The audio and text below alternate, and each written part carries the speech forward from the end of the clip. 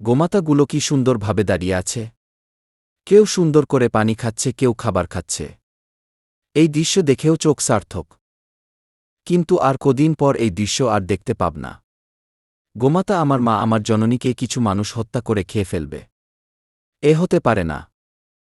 না, না, না, এ কিছুতেই হতে পারে না। আমি আমার মা, আমার জননী, আমার কলিজাকে এভাবে অন্যের খাবার হতে দেখতে পারি না। আমি মূর্খমন্ত্রী, আমি চাইলেই তো গোমাতা হত্যা বন্ধ করতে পারি। হ্যাঁ, তাই তো।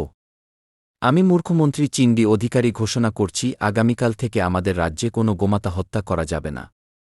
গরু আমাদের মাতা, আমাদের জন্ম হয়েছে গরুর থেকে। গরু আমাদের জান, গরুর আমাদের কলিজা। মা আমার সোনা, মা আমার আদরের গোমাতা, এতদিন তোমার এই অধম সন্তান তোমাকে হত্যা করা থেকে রক্ষা করতে পারেনি। এখন তোমার সন্তান তোমাকে ঠিকই রক্ষা করবে। গিন্নি ও গিন্নি, খেতে দাও। আজকে কি রান্না করেছ? এত চেচ্চাচ কেন?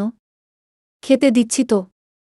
আজকে খাবারে আছে আলু সেদ্ধ, উচ্ছে সেদ্ধ, বেগুন আলুর তরকারি আর টক ডাল। তোমাকে না বললাম গরুর মাংসের কালাভুনা করতে? যাও, এখনই করো। উফ, গরুর কালাভুনা কি স্বাদ, একবার খেলে মুখে লেগে থাকে। যাও, এখনই রান্না করো গরুর কালাভুনা, যাও। এই তুমি না কেবল ঘোষণা দিয়ে এলে গরু আমাদের মাতা। গরু হত্যা সম্পূর্ণ নিষিদ্ধ। সেই তুমি গরুর মাংস খেতে চাই।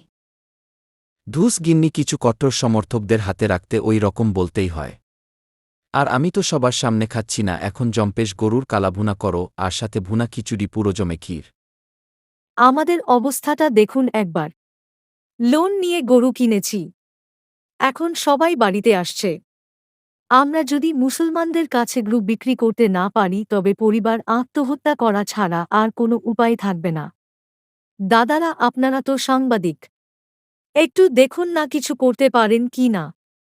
ও মূর্খমন্ত্রী মশাই, দয়া করে গরু বিক্রি করতে দিন, আমাদেরকে বাঁচতে দিন। যাই হয়ে যাক না কেন, গোমাতা বিক্রি করা যাবে না, হত্যা করা যাবে না।